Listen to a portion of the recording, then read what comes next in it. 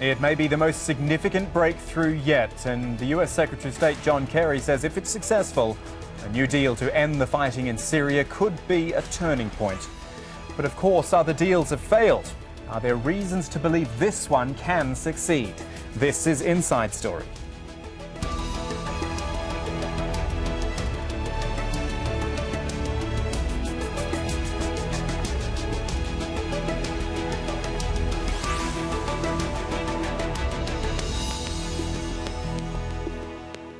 Hello everyone, I'm Kamal Santamaria. In Syria's more than 5 years of fighting, it's hundreds of thousands killed and millions displaced. There have also been several rounds of talks which have been unable to end the war. But now we have the US and Russia, which of course back different sides, agreeing on a plan. It even includes a 7-day ceasefire and, if that goes well, a new military partnership. The optimists might say this is a very real chance to move towards ending the war, even a political transition. The pessimists, though, would say we've been here before too many times. We'll get to our guests and our discussion in a moment. First, Emma Hayward has more on this agreement. On Saturday morning, smoke could be seen pouring from buildings close to the busy marketplace in Idlib. Held by opposition rebels for more than a year, the city has been targeted before by government forces and their Russian allies. The chaos coming just hours after the US and Russia struck a deal in Switzerland to try to bring about a ceasefire for Syria.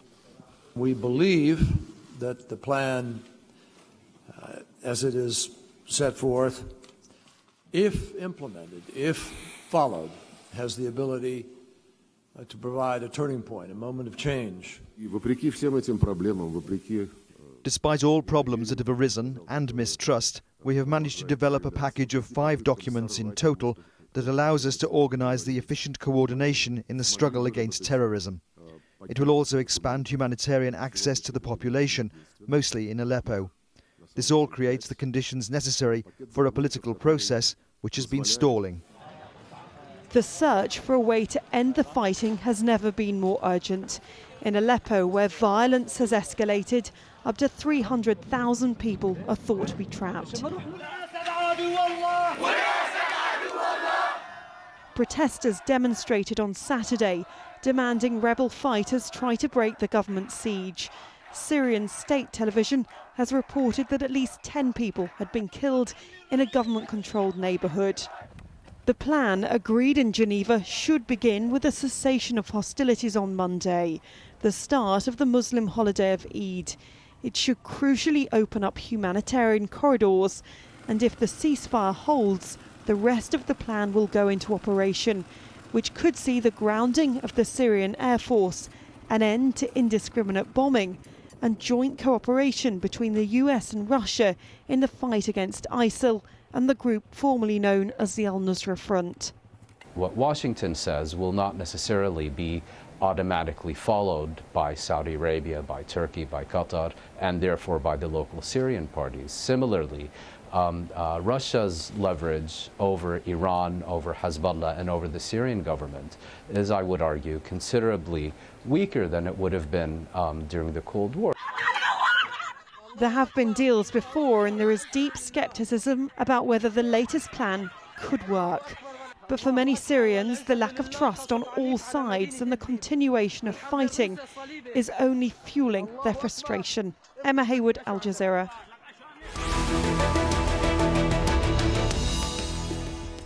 Well, Syria's main opposition group, the High Negotiations Committee, is sceptical, says it is important that President Assad's forces respect this. Russia's foreign minister says the Syrian government backs the deal. We're going to bring in our guests to discuss all of this now. First of all, in London is Reem Turkmani, who is a senior research fellow at the London School of Economics. In Paris, Basma Kodmani, who is a negotiator for that Syrian opposition group, the High Negotiations Committee.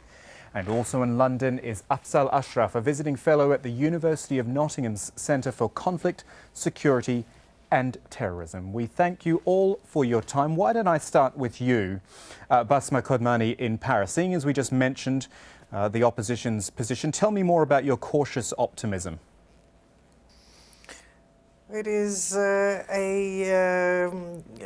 interest in what has been concluded. We are not optimistic yet. There is a lot of skepticism, which I think is well justified, but we are certainly in principle have been demanding the restoring of the cessation of hostilities, which was violated back in March. So we have been asking repeatedly for that. We asked for it in Aleppo and nationwide. If it is to come about, that is something that we will definitely want to see happen on the ground in every region of Syria. This is important. But that our main concern here is what are the mechanisms of enforcement? What are the deterrents that both countries are willing to use in order to deter the parties, particularly the regime, because it is the party that violates usually. What will Russia do if the regime violates the cessation of hostilities? Therefore, how can we have a credible line of cessation of hostilities with which we can work?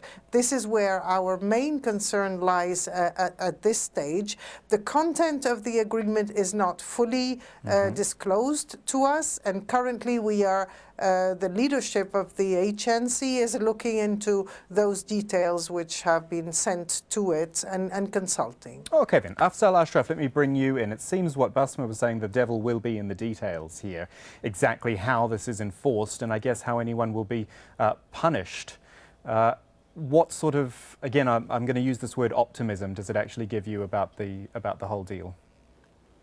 Well, I think like everybody, including the architects of this deal, Senator Kerry and Sergei Lavrov, I think everybody is cautiously optimistic. You can't have any reason to believe 100% this is going to work, but you can, I think, believe that this is going to have a greater chance of working than previous deals because the conflict currently is not benefiting anybody. Everybody, apart from the extremists, are losing in this conflict, and particularly the greatest price is being paid for by innocent civilians, men, women and children, who are suffering not just through the direct effects of the conflict through bombing and shootings, but also through lack of food, shelter and so on. So there is every reason for this to work, except for the extremists. Now, there are elements of this deal which are new and somewhat unique, and one of them is this joint tactical coordination center that Russia and the US have agreed to do. And it is something that the Russians have been calling for a long time. And what that gives us hope for is that now that they feel fully invested in this conflict as more or less an equal partner with the US, they will bring their considerable influence on the Assad regime to bear, because the regime realizes that without Russian help, it cannot survive. Okay, and we'll get more into that potential joint force a little later. Reem Turkmani, a quick opening thought from you. Afzal talks about there being a greater chance of success this time. Basma talked about history dictating or telling us that the regime has broken ceasefires in the past. What do you think? Where do you sit on this? To start with, on optimism, I would like to say that it's dangerous to be optimistic in anything regarding Syria. But we probably have more reasons to be more optimistic this time than before. I personally will only be optimistic when I see considerable, measurable reduction in the number of civilian casualties after this ceasefire starts, hopefully on Monday. If that doesn't happen, then all these deals really mean nothing. This has been for a while a war on civilians, and if we don't see less civilians being killed, then this is not a step forward. Now I agree that the different element this time, which is the Americans agreeing to the Russian demand, which before they called controversial, the Russian demand that they should have joint military operations, this element is significant. When did it ever happen before in the modern history that the Americans and Russians fought together? Yeah. They had drills together, but did they ever fight together? So that is significant. That was something that was actually an obstacle in the Russian-American talks, and the fact that it's been resolved gives us some optimism, but on its own is not enough. In February, there was a cessation of hostility agreement. In the first 2 months, it led to a reduction in the number of civilian casualties by at least 3,000. This is significant, but it fell apart for many reasons. Okay, before we go any further, one thing I do want to be very clear about is our terminology here. Because there are subtle but important differences in all the terms we use. So just wait there for a moment. I want to talk to the viewers quickly about some of these words. We could say truce, first of all, which is actually only an informal halt in the fighting, usually arranged locally. You might think of commanders in the field giving each other time to evacuate their casualties. We step up then to a cessation of hostilities, a more formal agreement, usually part of a larger peace plan, and I think that this is what we've got on the table in Syria right now. An actual ceasefire, though, is a negotiated deal to stop hostilities, and that means pulling back your heavy weapons, setting up a demilitarized zone, these sorts of things. And ultimately, I guess what we all want is an armistice, something to permanently end a conflict. Though again, to be clear, that doesn't establish peace necessarily. You actually need the ratified peace treaty for that. Afzal, if I can just get your views on this, I think we probably all agree cessation of hostilities is where we are.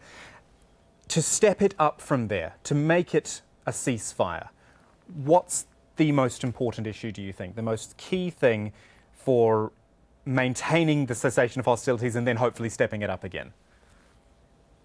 I think the key step that will have to take place is to take the extremists off the battlefield, followed by a negotiated agreement with other so-called non-extremist groups, so-called moderate groups, to come off the battlefield, because one of the reasons why we have this conflict and many other conflicts in recent history, some of which are continuing at the moment, is that we have armed civilian groups, and armed civilian groups do not, in the modern world, yield positive results. These problems of regimes that are not complying with international norms have to be settled by other regimes through an international agreement.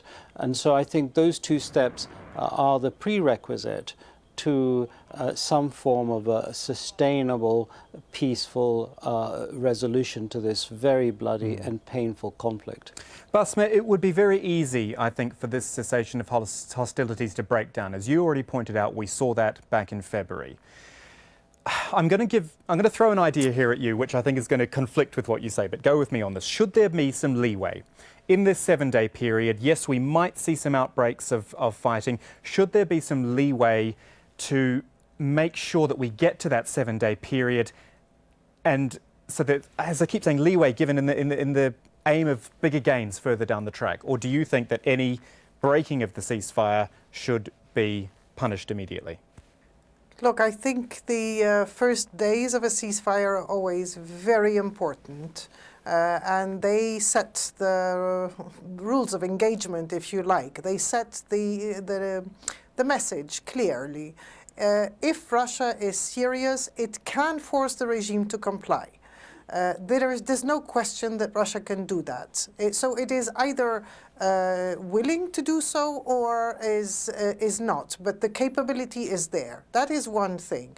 On the opposition side, the regime has always sought to confound all the groups and make sure there's no distinction between radical extremists and moderates. So we can see today that just when the agreement is announced late last night, what happens this morning? The regime is pounding Idlib and civilian areas again. Why? Because It obviously wants to lump those groups together and not allow any serene discussion between the groups, not allow the moderates to say it is in our interest and the interest of the civilians that we accept this agreement. Of course, once they know all the details of it, is this a full ceasefire or cessation of hostilities? Is this going to be sustainable? Is there a real commitment? Is it credible? All of this becomes important for the moderate groups. For the more extremist, of course, they may not have an interest in this happening. The population will reject them. The population does not want the continuation of the fighting. So clearly they are under threat and they may want to spoil the agreement. Nevertheless, when they see that they are marginalized, isolated and pushed aside by the population, they're careful as well. They don't provoke, because they know they will not have support. So we have the dynamics on the ground are complex, but they can become positive the moment we believe that the cessation of hostilities is serious, that it may be really enforced, and at that point we want those groups to move in the right direction and be part of a process that leads to negotiations back in Geneva. Okay, but if we get past the 7 days and if we move into this new phase where we might have a joint force, which was already brought up, this joint force between Russia and the US, I mean, this creates a whole other issue, doesn't it? Reem, let me come to you. And this has already been raised before, the issue of who is moderate, who is extremist, who is Islamist. It's all open to interpretation. You have a group like Al-Nusra Front as well, or what was formerly known as Al-Nusra, who it's been openly said that they will be targeted as well. I just feel that this could lead to potentially even more chaos with Russia and the US trying to work together. Sure. First, let me just comment on the definitions that you presented about the terminology. Sure. I have to say I'll disagree with you. I think all these terms, whether truce, cessation of hostility, ceasefire, they all mean the same. It's just that the negotiating actors, the superpowers, had to package the content of these terms as a new name and a new form, because the previous one has negative connotation of being rejected by some of the actors. But more or less, they're all the same. On the issue of who's extreme, who's not, let's remember that the war itself does take people towards extremism. Once we see a reduction in the level of violence and the attacks against civilians, we will see remarkable reduction in the inclination to become more extreme. Also, the dynamic in the opposition-controlled areas where you have no legitimate income and the people in a war economy is dominant, so people struggle to survive, and young men who want to support their families have no income. The only opportunity almost there is for them to join the armed groups, and the extreme ones are always the ones that are able to pay the most. I mean, like 3 up to 10 times more than the moderate ones. So they've been able to recruit many of the Syrian youngsters who are not extreme themselves, but they had no other choice. So I would say that a truce can take us somewhere else, can take us to a place where probably many of these Syrians who've joined groups like Jabhat al-Nusra can actually leave and be framed or integrated into other Syrian groups who are more moderate and be taken back to where they were. Let's remember at the beginning of this conflict, there was no Al-Qaeda associated group. It came later as, it's a result of this war. Afzal, is that possible? Because I wanted to bring up Nusra again, because I think Nusra, it's already sort of trying to integrate and be part of the opposition. It changed its name, Jabhat Fatah al-Sham, it's officially known as now. But when you've got the US and Russia openly saying they're going to go after them, what do you think?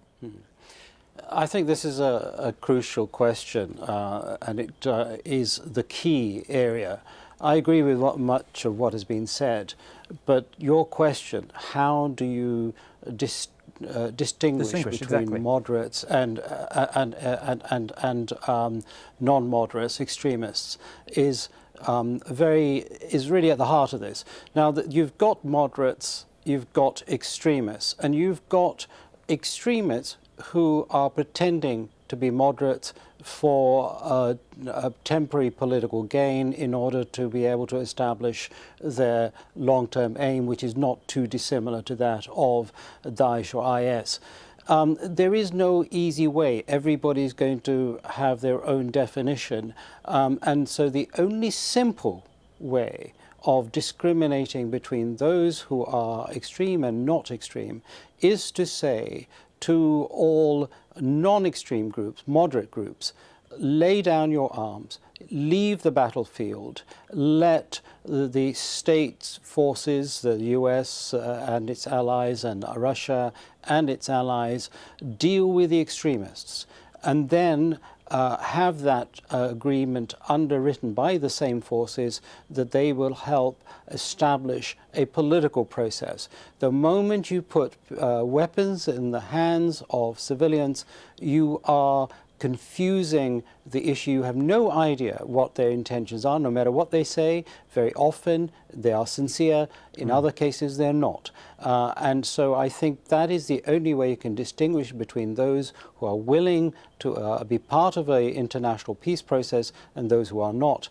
If people say, well, no, we're not going to give up our arms, we're going to fight this through, then I'm afraid they are not people that you can do political business with. So there is that simple way. I know it's not going to be easy in reality, but the only way you're going to be able to distinguish is to say to those, if you want to be part of an international process, lay down your arm and leave the battlefield. And that way, anybody who's on there with a gun is an opposition force who can be dealt with.